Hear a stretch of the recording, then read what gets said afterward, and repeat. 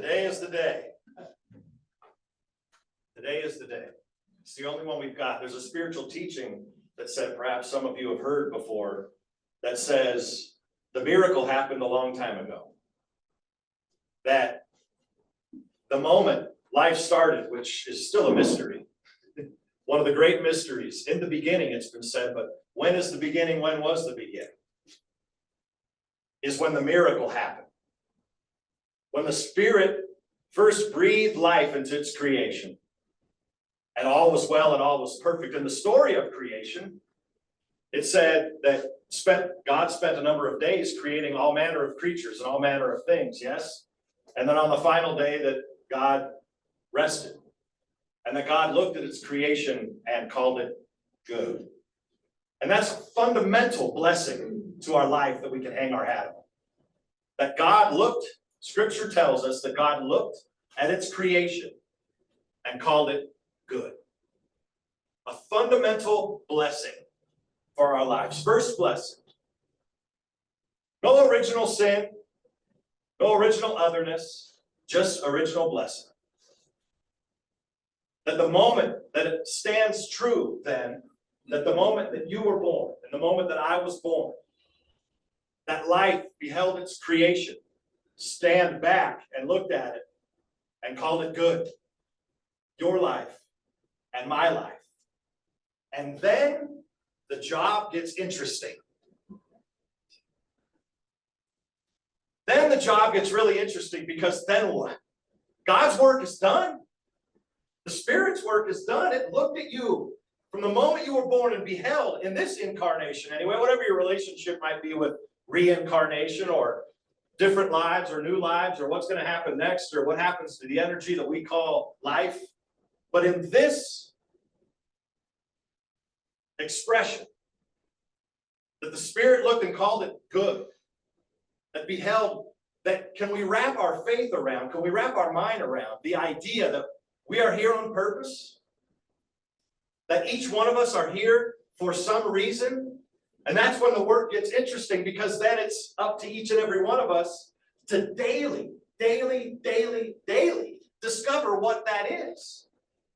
And it may be different from day to day. Maybe this whole idea of life purpose, the grandiosity of one continuing through life, isn't the way it really is. In all of my study, I see it, the truth coming back to that today's the only one we've got. One day at a time, people in sobriety say. It's the only day we've got. One day at a time. Today is the day. I am. The very idea of I amness speaks to the present moment, doesn't it? It speaks to the now. And so our work over a lifetime is to remember who we are. And oh, how easy it is to forget who we are. Which is why it's so important for me over and over and over again to remember that today is the day. It's the only one we've got. Right? This is it. The past is literally, it's gone. And the future, who knows? And sometimes it's very easy to spend time futurizing, isn't it? We spend time thinking about what the future may be, and sometimes there's hope, and sometimes there's a tremendous amount of anxiety and fear. I know what I'd rather experience, hope, right? Possibility. The expectation of good for tomorrow. But where is that hope, or where is that fear happening? Now. It's the only place that it could. Which brings my work over and over and over again back to remembering. To remembering that today is the day. It's the only one we've got. This moment is the only one we've got. Say this moment. This moment. This moment. To anchor it as the truth of this moment. I get so caught up in thinking about what tomorrow might bring. Tomorrow hasn't brought anything. But then I'm in today, and today I'm experiencing something. But today I can do something about it. What can I do about tomorrow except bring my full presence into today? My full love into today.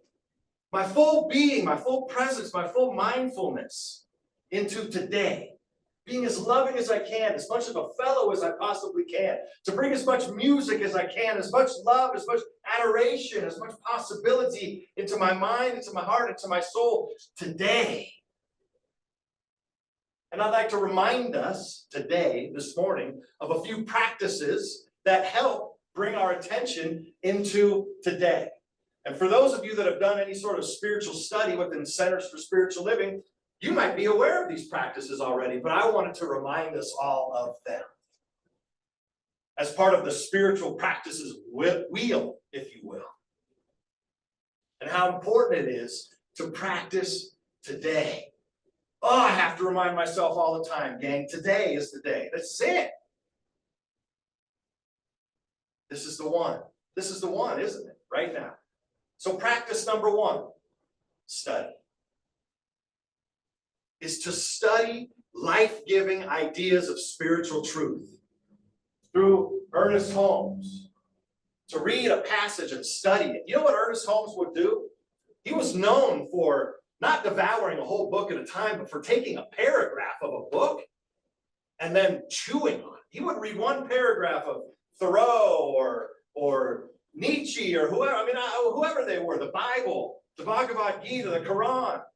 All of these ancient spiritual texts, and he'd study them, and he'd take one paragraph, and he'd chew on it, he'd think about it, he'd study it. He'd compare it to other literature. How does this principle stack up to that principle? How do they all weave together? How are they all connected? And then how are they all connected to me and my application of them? Are you studying? What are you studying right now?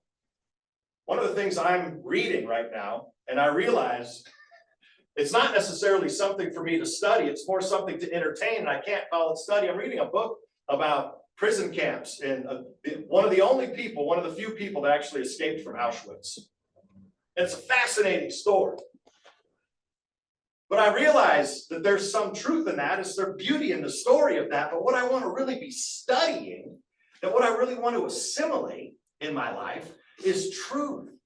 That I can pick up words of Ernest Holmes, and in these days where sometimes there's a tremendous amount of angst, there's a tremendous amount of confusion and wonderment and wondering about the future, but I have to bring myself back to the now.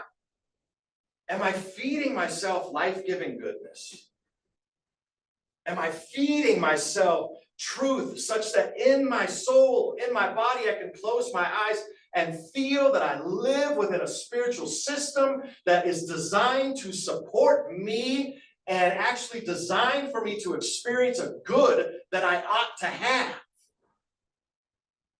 If all I'm studying is the news, or all I'm studying is the word of the day, man, there's a lot of fear. There's a lot of confusion. There's a lot of otherness. There's a lot of blame. No matter where you fall on any sort of political spectrum, we got to be studying truth, studying life-giving words. So I ask, what are you studying? And I encourage you, make sure you're studying something that you know that feeling, that distinction when your heart opens versus when it closes. You ever have that feeling in your life? You know, when you hear something, or someone pays you a compliment, or you're participating with a group of people and you're for a common good, or you know, something wonderful happened, or you hear a bit of news that just sets you up and lights you on fire, your heart kind of goes, yeah, that feels good. That's expansive. Versus that feeling of shutdown, of kind of enclosure, of getting smaller, that feeling. When we have a feedback system, we want to be moving in the direction of expansiveness, of possibility, so that when I'm sitting with myself, which brings me to my next spiritual practice that we need to be nurturing, when I'm sitting with myself in meditation, I'm nurturing these thoughts that I've been studying. That when I'm sitting with myself in meditation, those times of reflection, meditation can look like so many different things. Reflection, it could be taking a word and really contemplating it. It could be just sitting and bringing my mind back to a mantra. but to meditating on something that's giving me life, that is setting me up for expansion, for a greater good, for a greater sense of possibility. So that I actually feel better about my humanity, that I feel more alive. I feel more hopeful. I feel more filled with possibility. I feel more connected to my fellows. Which is why it's important, why I wanted to design as part of our Sunday service a time of meditation. Where we sit and we just listen. As it came up in our class on Tuesday night, we can listen to that still small voice. Meditation's kind of like when I used to, the mind thinks. Meditation can be hard sometimes too. The brain thinks, right? So we sit down and sometimes we can sit down and intend good things when we meditate, and we find that just the thoughts are just thinking, right? It's kind of like taking a kid to the playground. The kid just wants to go play on everything, right? Explore this and explore that and have fun doing this and that. Sometimes we need to kind of take the kid by the hand and lead it along to an activity. Focus in. And so sometimes meditation is bringing my attention along and focusing on a particular mantra or a word, or just listening or repeating a question over and over again. Living Spirit, I'm here to do thy will and thy bidding. I want to know who I am. Tell me who I am. Tell me who I am. Inform me of my beauty. Inform me of my blessing. And then just listening. But we lead ourselves to a reflection, to a contemplation, to meditate, to actually listen to the hum or the word of the universe rather than the chitter chatter of the world. We grow accustomed to listening to the chitter chatter of the world as it's informing us about what it is in all of its gyrations and all of its expressions. And are we spending time listening to who we really are? Are we spending time listening to the song of the universe that is proclaiming who we really are? Which brings me to the next practice, which is dances with meditation, which is prayer. Prayer does something to the one praying. I hope we know by now that prayer doesn't do anything to change God. Are we familiar with that? Right? We're good with that now. Prayer doesn't do anything to change God. Thank God. Because we would have a ton of prayers up there just combating, seeking for attention. Prayer does something to the one praying. It's what makes this life so interesting. It's because the whole idea of a spiritual practice, the whole idea of the spiritual walk is to get ourselves fit. It's like taking ourselves to the spiritual gym. The gym isn't going to come to us. We've got to go to the apparatus. In times we want to, and times that we don't want to. It changes our mind. The practice of affirmations and inserting an affirmation into our prayer. Your spiritual mind treatment, there's 5 steps of spiritual mind treatment. There is only one life. That life is God. Recognition, recognizing the miracle has already happened, recognizing that beauty is all abound, and that I just have to get myself into alignment with it. That I am one with that presence, that it expresses itself through and as me. And because of that, because God is my life, I can declare a statement of truth that gets me into alignment with that principle. Do I remember to pray? Do I remember when I'm feeling confused, when I'm feeling alone, when I'm feeling distraught? Do I remember in that moment that, I can feel that. I can feel grief and sadness and confusion for as long as I want, and then be reminded that it's my responsibility to get back into alignment? That I must do the work necessary in order to bring myself back into an understanding of peace, back into an understanding of love, back into an alignment with what is, with the great I am. And then we give thanks for that truth. Gratitude expands the heart space. And then what do we do after we've done with all those first 4 steps? We release and we let it go. We trust that we live in a spiritual system that is for us. That is what prayer does. It changes us. Is there something in your life that you'd like to change right now? Pray. Pray. It's called spiritual mind treatment. It's called affirmative prayer. It's a treatment of your mind.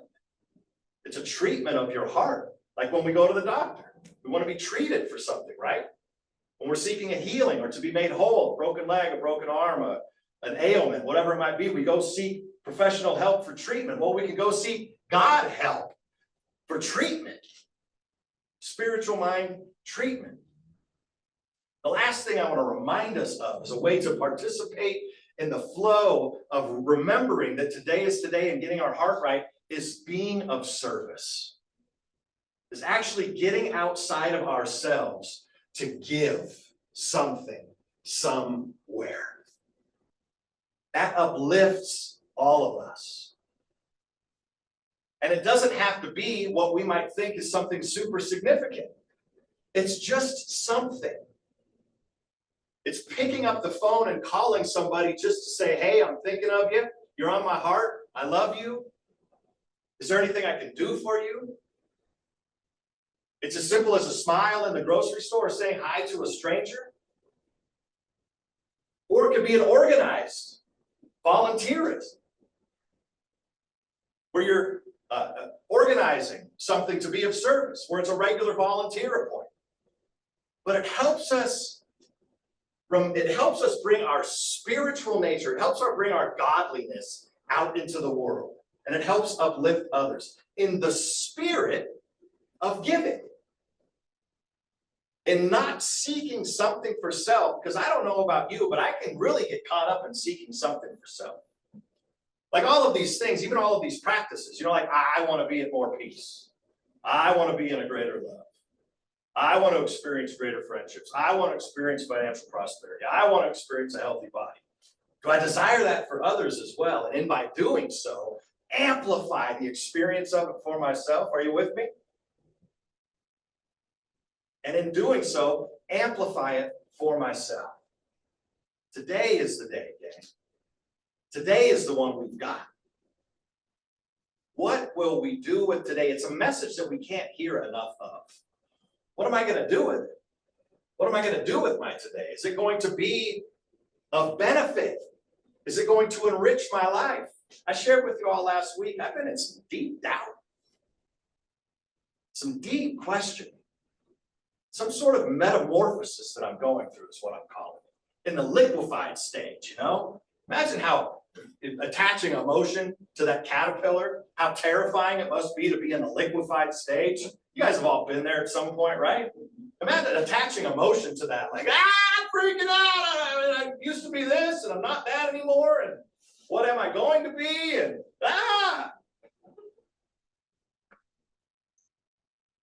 But these practices help us to remember. These practices help me to remember that today is what I have. And my faith tells me that if I engage in these practices, study, meditation, prayer, service, my faith tells me that it will build a tomorrow that is beautiful. That it will build a tomorrow that I can step into when I wake up tomorrow morning, if I do. If it happens, that I will step into a day that I have set the table for, that is fraught with possibility, with friendship, with love, with kindness, so I can see with eyes of beauty, that I can become more whole, more healed, more filled with possibility. See with eyes of joy. Live through a heart of love, of compassion. To give what I seek to get. Sometimes that's hard because I'm seeking to get it first, right? I want to get it first. in giving it? Do I ride the express train toward getting it? I think so. Seek to give in service what I'd like to get. Be a friend. Presence of joy. Be a life-affirming presence. Remind someone of how beautiful they are. I stand up here on Sunday mornings, and all I want to do is for each one, I just want to somehow have each Sunday, each day be a reminder of who we really are. So that when we leave here, we just a sense of relief, a sense of reprieve, a sense of possibility, a sense of joy. All of those good words. Sometimes I feel like I'm accessing the same words. Like, what is the word? What are the words for you? Boundaries, maybe. Better boundaries. So that you find a greater peace. That our life becomes a living prayer. A remembrance of what's really going on. A poem. That our life becomes a poem. Poetry. Expressing beauty. Expressing possibility. Bringing a smile to your face. Because something's happening from the inside out. From the inside out. It's been said before, you've heard it. Life is lived from the inside out. Life is lived from the inside out. Trying to live it from the outside in, I have found, is incredibly painful. These practices allow us to live life from the inside out. And life then, gang, becomes more dignified. We don't need to force anything. We become effortless action. What is that idea? I've seen this idea of wu wei, effortless action. Effortless. Life becomes a poem. Move through life beautifully and with great joy. Let's practice in prayer together for just a moment this morning to wrap this idea up.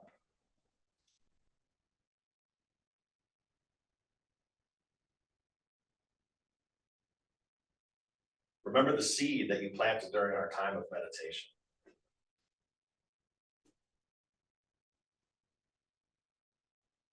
That seed of possibility, that seed of new growth, that seed of whatever it is that's welcoming you into a greater expression of yourself, a greater expression of the Spirit, a greater expression of possibility. And allow that to be the sacred prayer that dances on your heart right now. That there is only one life and power, that is the living Spirit. But it is the living Spirit that is the Spirit. That is everything in life. It's not someplace other than where we are. It is right where we are. Right where each one of us is. All of it in its fullness, in all of its glory. Living, moving, and having its being. And my job, my one job as a spiritual experience of life is to continue to wake up to it. My most precious responsibility, and then it shows, is to wake up to it, and then it shows up in my parenting, in my partnership, in the expression of my finances, in the expression of all my relationships, in the expression of the health of my body. I want to continue to wake up to who I am. Continue to wake up to the possibility that exists as a seed inside of me that I want to germinate and water and allow the sunlight of the Spirit